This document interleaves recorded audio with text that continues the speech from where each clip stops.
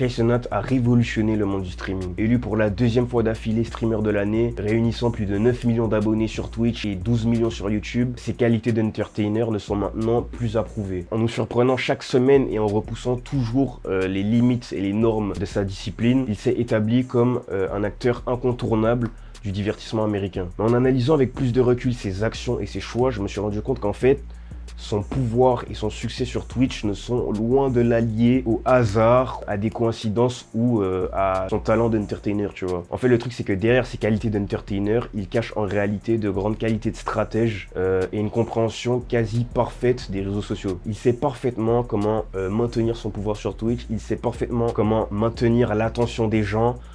Et c'est donc pour cette raison qu'on va voir aujourd'hui 3 lois de power qui illustrent parfaitement son cas. Donc c'est toujours Oswald, on perd pas de temps, let's go. Je tiens à préciser que je sais que le nom du livre c'est les 48 lois du pouvoir, mais le dire à chaque fois c'est trop long, donc c'est pour ça que je dis power dans la vidéo. Donc voilà, bonne vidéo. Avant de rentrer dans le vif du sujet, je vais vous faire un récapitulatif de son parcours et de comment il est arrivé là où il en est aujourd'hui. Donc déjà, vous savoir que Kai Cenat, c'est vraiment un enfant d'internet, tu vois. C'est-à-dire que ce mec-là, il a commencé à poster du contenu sur internet depuis ses 13 ans. Ce qui va faire l'an prochain 10 ans qu'il est sur internet, 10 ans qu'il poste du contenu sur YouTube. Ce qui te montre la longévité du mec, tu vois. Donc du coup, il a vraiment commencé en faisant des petits sketchs humoristiques qu'il postait sur Facebook, sur Vine, c'était la trend à l'époque. Et c'est vraiment avec ça qu'il a commencé à se créer une petite communauté, tu vois, qu'il a commencé à créer un engouement autour de son personnage et de sa personnalité, tu vois. Mais du coup, quand ce format va commencer à un peu s'essouffler et que du coup, il va grandir, il va commencer à vouloir passer à autre chose, qu'il va commencer à poster sur YouTube, il va rediriger ses abonnés qu'il avait déjà, qui venaient de ses sketchs humoristiques sur sa chaîne YouTube. Et c'est là qu'il va commencer à poster tous les concepts à l'époque qui buzzaient. C'est avec ça qu'il va commencer sur YouTube. Je veux dire, tous les challenges, les pranks, les story time, enfin tu vois, tous ces concepts un peu clichés qui buzzaient vraiment à l'époque. Donc c'est avec ça qu'il va commencer sur YouTube. Donc du coup, les années vont passer, les gens vont continuer à accrocher à son personnage, tu vois. Sa chaîne va grandir petit à petit. Et donc du coup, au bout d'un moment, il va faire une rencontre qui va changer le cours de sa carrière, qui va vraiment changer la trajectoire de sa carrière. Et cette rencontre, c'est tout simplement celle avec Phanom, qui est un autre créateur de contenu, un YouTuber, streamer, qui vient lui aussi du Bronx. Et du coup, le truc, c'est que Phanom va l'inviter à rejoindre un groupe de YouTubers dont il faisait partie. Et ce groupe, c'est tout simplement AMP, que vous connaissez sûrement. Donc avec Duke Dennis, Chris Nextdoor, Agent Zero et AM Davis. Et du coup, c'est après avoir rejoint ce groupe qu'il va vraiment passer à un autre niveau et que sa carrière va vraiment décoller. Il va enchaîner les concepts avec le groupe sur leur chaîne YouTube, ce qui va lui apporter énormément de visibilité. Les gens vont vraiment accrocher à son personnage et il va aussi commencer à streamer. Donc du coup, Kai Cenat, il va commencer à streamer sur Twitch en ayant déjà pour base sa communauté YouTube. Ce qui va se passer, c'est qu'il va comprendre que pour vraiment passer à un autre niveau sur Twitch et pour vraiment exploser, en fait, fallait qu'il trouve un moyen de se démarquer et de trouver sa propre sauce, tu vois. Et c'est à partir de ce moment-là qu'il va vraiment commencer à essayer de trouver sa sauce et qui surtout va commencer à multiplier les collaborations.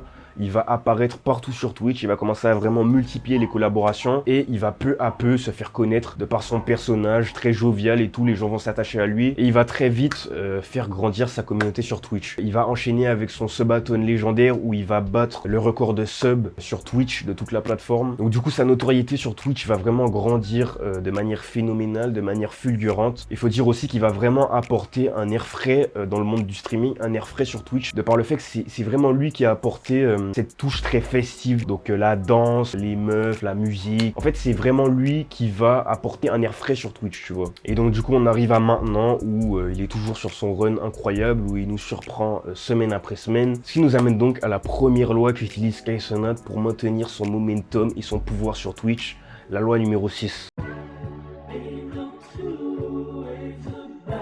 Loi numéro 6. Attirez l'attention à tout prix. Ne vous laissez jamais noyer dans la foule ni sombrer dans l'oubli.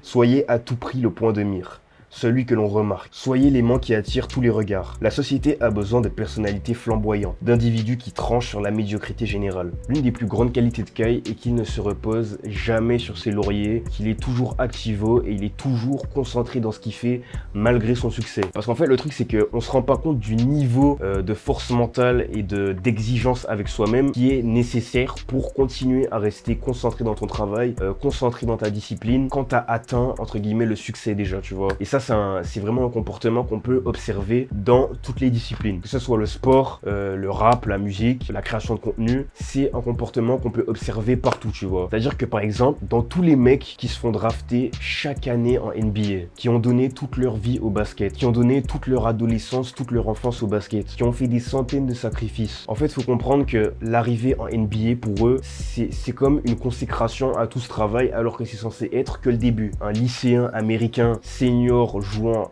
au basket dans son lycée, il a 0,03% de chance d'arriver en NBA un jour. C'est-à-dire que c'est vraiment inimaginable, tu vois. C'est-à-dire que pour un mec qui se fait drafter à la place numéro 30, faut comprendre que son salaire est de minimum 1,5 million de dollars. En arrivant à NBA, t'as l'argent, le succès, la notoriété. On appelle ton nom, tu te lèves, tu vas serrer la main d'Adam Silver, les photos, les interviews, machin. T'es la relève, tous les regards sont sur toi. Tu mets la daronne à l'abri. Toute ta famille est fière de toi. Bah mon gars, pour être capable de rester concentré et pour charbonner aussi dur qu'à tes débuts, ça demande vraiment une force mentale et une ambition vraiment inébranlable. Et du coup, ce qui est intéressant de voir, c'est que c'est vraiment une qualité que possèdent tous les GOAT, tu vois. Tous les GOAT de leur domaine, c'est une qualité qu'ils possèdent, tu vois. Par exemple, Kobe, je me rappelle plus, mais j'avais vu un clip en mode, après avoir gagné une bague, franchement, là je dis ça sort de ma tête, mais je me rappelle avoir vu un clip de lui où après avoir gagné une bague en interview, il y a un mec qui lui demande son ressenti et tout, et il dit qu'il est super content, tu vois, mais qu'en gros, le travail n'est pas fini, que demain on retourne à la salle, que demain on continue à travailler et qu'on est focus sur la suite, tu vois. C'est vraiment une qualité que possèdent toutes les légendes de leur domaine. Et du coup, pour revenir à Kai Cenat, c'est une qualité qu'il possède, tu vois. Après avoir battu le nombre de records de subs de l'histoire de Twitch, le mec, il continue à nous choquer, il continue avec des concepts, il continue, il voyage, il s'arrête jamais, il est focus, il veut tout rafler, tu vois. Et ça, c'est vraiment une des qualités que possèdent les légendes de leur domaine. Il reste focus, il se laisse pas distraire, il continue à enchaîner, en se renouvelant toujours. Et tu vois, c'est vraiment ça. C'est ça la Mamba mentality, tu vois. Et RIP Kobe, c'est vraiment ça la Mamba mentality. Il continue, il reste focus et il arrive toujours à se renouveler et à nous surprendre, tu vois. Et ça, Robert Greene l'explique aussi. Une fois connu, à vous de constamment renouveler l'attention en adaptant et en variant votre méthode. Faute de quoi, le public se lassera, se désintéressera de vous et se tournera vers une nouvelle star. Le jeu exige une vigilance constante et une grande créativité. Pablo Picasso ne se laissait jamais disparaître du paysage. Si son nom s'attachait trop à un style en particulier, il bouleversait la donne avec une série d'œuvres révolutionnaires qui prenaient tout le monde au dépourvu. Et c'est exactement ce que fait Kai Cenat. Au cours de toute sa carrière, comme je vous l'ai expliqué, en passant de Vine à YouTube, en commençant à streamer, il a vraiment toujours eu cette capacité à s'adapter, à se renouveler, tu vois. Parce qu'en fait, le truc, c'est que de nos jours, la création de contenu, c'est un domaine ultra compétitif, simplement de par le fait que tu es en concurrence avec tous les autres créateurs de contenu, vu que vous vous battez tous pour la même chose qui est l'attention des viewers. C'est aussi un domaine ultra compétitif de par le fait qu'en fait, la création de contenu, c'est un domaine qui est créatif. C'est-à-dire que pour durer dans le temps et pour vraiment rester consistant au cours des années, faut vraiment pouvoir s'adapter, avancer avec son temps et toujours être en capacité de se renouveler, tu vois. Et ça, c'est encore plus véridique en 2024, ça devient de pire en pire, de par le fait qu'en fait, les consommateurs sont submergés de contenu. Il y a plein de contenu, il y a toujours des nouveaux créateurs, on est submergé de contenu et il faut aussi comprendre que l'attention des viewers devient de plus en plus volatile. On passe très vite à autre chose avec l'arrivée de plateformes comme TikTok. Enfin voilà, t'as compris. Les gens se sentent supérieurs à quelqu'un dont les actes sont prévisibles. Si vous montrez clairement qu'il y a la situation en main en créant la surprise, vous gagnerez le respect et resserrez votre entreprise sur leur volage attention. Donc comme je vous l'ai dit au début, il a commencé avec des sketchs humoristiques sur Vine et sur Facebook et quand la plateforme s'est essoufflée, il a basculé sur YouTube où il a commencé à faire des pranks et ça a suivi, tu vois, il s'est adapté. Ensuite le temps est passé et il a commencé à diversifier ses contenus sur YouTube avec les concepts d'AMP. Et du coup il a aussi adapté ses pranks à la plateforme de YouTube de par le fait que, je sais pas si tu te rappelles, mais à l'époque les pranks frérot c'était vraiment, je sais pas si tu te rappelles, mais à l'époque les pranks sur YouTube c'était vraiment infernal, tout le monde faisait des pranks, c'était t'étais invivable. Du coup, il a adapté ses pranks en sortant de sa chambre, en les faisant en public, où il devenait bien plus impressionnant et bien plus divertissant. Du coup, il a adapté ses pranks, et donc logiquement, il devenait bien plus divertissant, et au final, il ressortait du lot. Du coup, ce qui est super intéressant, c'est qu'en commençant à adapter ses pranks au marché, à les faire bien plus absurdes, bien plus impressionnants en allant en public, etc. C'est à ce moment-là qu'il a commencé à se rapprocher du goth des pranks absurdes en public sur YouTube, Gideon. Et c'est super qu'on parle de cette collaboration parce que ça nous amène à la deuxième loi que Kai utilise et dont il abuse vraiment, qui est la loi numéro 7. Loi numéro 7, laissez le travail aux autres, mais recueillez-en les lauriers. Utilisez la sagesse, le savoir et le travail des autres pour faire avancer votre propre cause. Non seulement cette aide vous fera gagner une énergie et un temps précieux, mais elle vous conférera une aura quasi divine d'efficacité et de diligence. À la fin, vos collaborateurs seront oubliés et on ne se souviendra que de vous. Ne faites donc jamais ce que les autres peuvent faire à votre place. S'il y a vraiment un autre point qui caractérise vraiment Kai Cenat, c'est vraiment son aspect et son côté extrêmement fédérateur, tu vois. C'est-à-dire qu'il a vraiment cultivé cette capacité de faire des collaborations avec littéralement tout le monde, de multiplier les apparitions partout et de vraiment avoir cette capacité de fit avec n'importe quel créateur de contenu, n'importe quelle personnalité publique. Les raisons de ces collaborations abusives sont simples et logiques, mais il faut dire que ça marche. De par sa personnalité très énergique et enjouée, il arrive toujours à se faire remarquer durant ses collaborations, ce qui lui amène énormément de nouveaux viewers. Il collabore avec vraiment tout le monde, il se donne aucune limite. Que ce soit youtubeur, influenceur, rappeur, pornstar, il ne se donne aucune limite. Il collabore avec tout le monde. Il est donc aussi très important de préciser que toutes ces collaborations ne sont pas liées forcément au feeling ou au hasard. Il y en a qui oui et il y en a qui sont purement calculés. Il arrive très bien à identifier quelle collaboration pourrait très bien lui profiter et lui apporter beaucoup, tu vois. Et du coup, je vais prendre l'exemple de Ray, même s'il y a un feeling entre les deux, même s'il est drôle. Pour moi, c'est clairement un coup qui est aussi calculé de par le fait que les jeunes asiatiques aux États-Unis, américains, manquent énormément de représentation et manquent énormément de personnalité à qui ils peuvent s'identifier. Donc à mon avis, cette collaboration, elle n'est pas liée seulement au feeling et au fait que Ray est drôle, mais elle est aussi liée au fait que Kai peut, entre guillemets, gagner les petits asiatiques américains dans sa poche. Et aussi le truc, c'est que Kai, il arrive à récolter énormément de followers durant ses collaborations, de par le fait qu'il a un humour et un personnage très grand public, tu vois. C'est-à-dire que c'est pas un humour qui est très niché. Je pense que Kai Cenat, il arrive à toucher plusieurs générations. Je pense que des jeunes adultes le regardent, des adolescents, des enfants. Enfin, je pense que de par son humour qui est quand même assez facile à digérer, il a plus de facilité à gagner des nouveaux followers tout simplement, tu vois. Comme par exemple MrBeast qui a vraiment un contenu que tout le monde peut regarder, tu vois. Bon, MrBeast c'est quand même différent, tu vois, c'est une autre envergure, mais je veux dire par là que, tu vois, tout le monde peut regarder MrBeast entre guillemets, tu vois, c'est pas un contenu qui est niché, enfin, t'as compris. Mais donc du coup, pour revenir à ce que je disais, ceux qui pensent réellement, à mon avis, que toutes les collabs de Kai Cenat sont liées à un feeling initial ou à des amitiés à la base, se fourrent vraiment le doigt dans l'œil, tu vois. Et ça, c'est un point qu'a soulevé Bruce durant leur drama. Même si, bon, c'est pas un fait, tu vois, c'est pas un argument, mais c'est quand même un point qu'il a mentionné. Niggas is hypocrites, bro.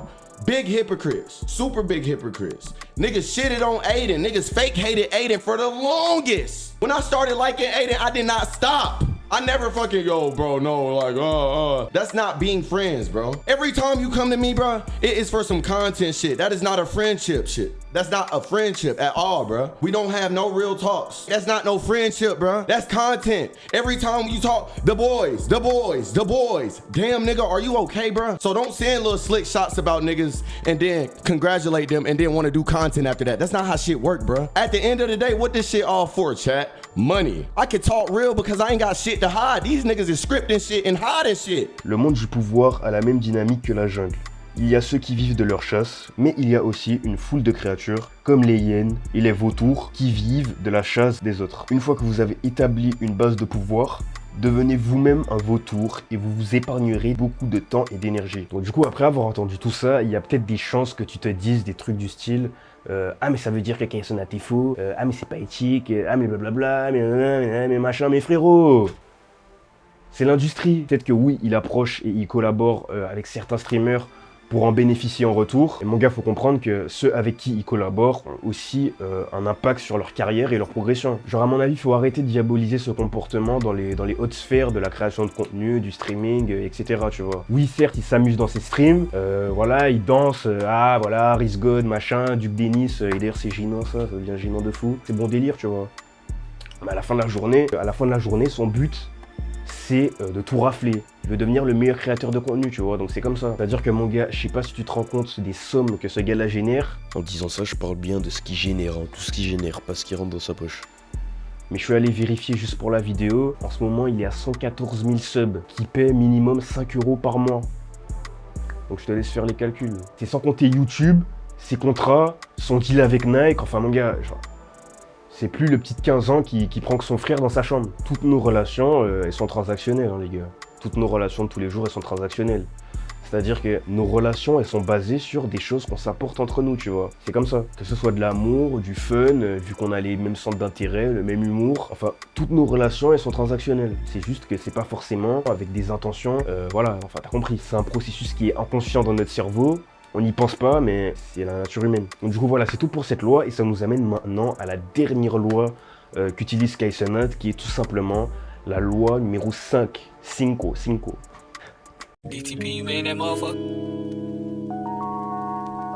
Loi numéro 5.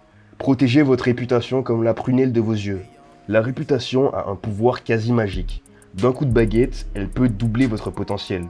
Commencez par vous construire une réputation exceptionnelle, que ce soit de générosité ou d'astuce.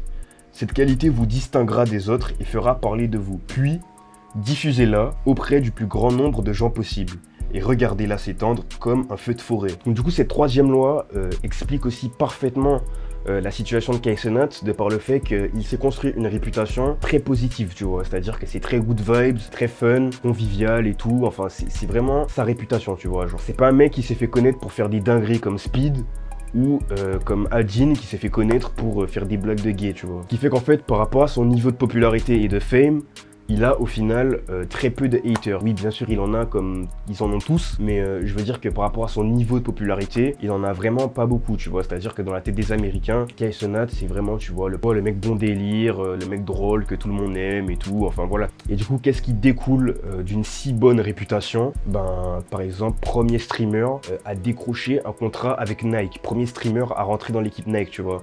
Ça pouvait être Adjin, mais non, parce que voilà, sa réputation est pas bonne. Jinxie, bon voilà, c'est pas adapté.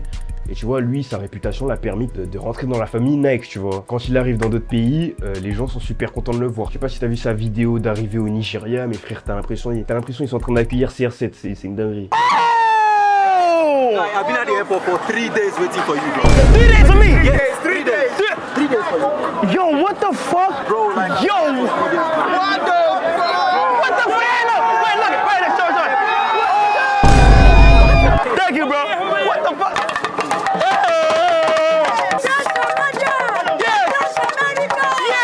Cette super bonne réputation l'a aussi aidé, par exemple, à être 2 fois streamer de l'année consécutive. Bon alors, je dis pas que c'est sa réputation qui lui a donné ces 2 titres. Il est clair et net que pendant ces 2 années, il a vraiment tout niqué. Mais je veux dire que on sait très bien que dans ce genre de cérémonie, tout ce qu'il y a autour de la performance même compte énormément, tu vois. Genre, on voit ça dans le Ballon d'Or, même si bon, c'est vraiment pas la même envergure, ça n'a rien à voir. Mais je veux dire que tout ce qu'il y a autour des compétences même compte aussi énormément. Comme on dit, votre réputation vous précède. Et si elle inspire le respect, le plus gros du travail est déjà fait avant même que vous n'arriviez sur la scène ou que vous prononciez un seul mot. Votre succès dépend de vos triomphes passés. Donc au cours des années, Kaizenat a aussi réussi à convaincre le rap game, tu vois. C'est-à-dire que maintenant, pour un rappeur ou un artiste quelconque, aller sur le stream de Kaizenat n'est plus une terre inconnue, de par le fait que ce genre de collaboration se démocratise, tu vois, et que Kaizenat s'est forgé au cours des années et au cours des collaborations avec d'autres artistes, une preuve sociale chez les rappeurs, tu vois. Une artiste comme Tyla peut maintenant débarquer sur le stream de Kaizenat sans avoir peur du terrain inconnu, tu vois, de par tous les artistes qui sont passés avant elle et qui ont passé de bons moments. Kayla, does it squirt or cream? All right, buddy. All right, buddy. Et cela revient encore une fois à sa très bonne réputation. Et d'ailleurs, s'il y a un super contre-exemple, c'est par exemple la situation d'Adin Ross. Il faut savoir qu'Adin Ross, c'est vraiment lui qui a commencé à inviter des gros rappeurs sur ses streams.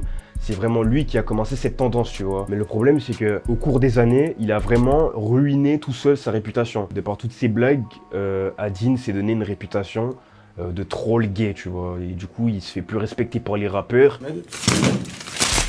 God damn! Et on a vu ça avec Cartier. 2024 music. Donc Adin Ross est le parfait contre-exemple, mais il faut aussi dire qu'il y a aussi un truc qui aide Kai, et tout simplement qu'il est noir, qu'il est loxé, enfin voilà, t'as capté.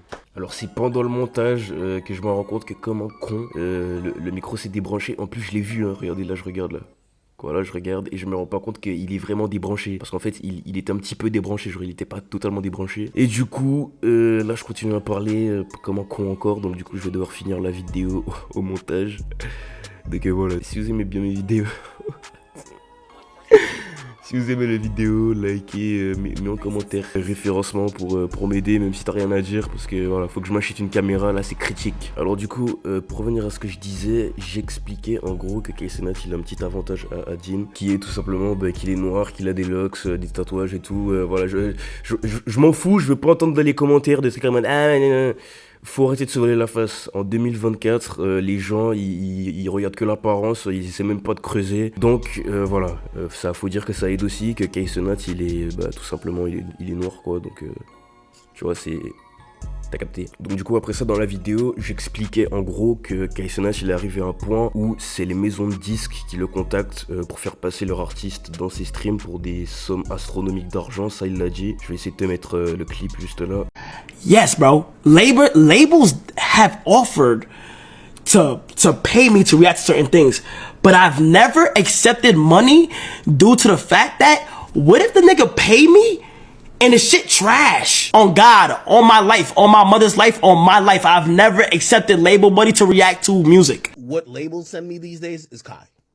Like, their artist drops a song, they only want me to post what Kai said about or how Kai turned up to the song. And I do think that's dope on Kai's part, but there's a lot of pressure on him because now all of these rappers, their entire marketing is hoping Kai Cenat reacts to their song favorably. And if he does, they all run with it. Et ça, c'est majoritairement dû au fait que KSNat touche énormément de jeunes, que voilà, il y a énormément de jeunes qui regardent les streams de KSNat, et que du coup, c'est la collaboration rêvée pour les labels et les artistes qui veulent toucher les jeunes. Oh putain.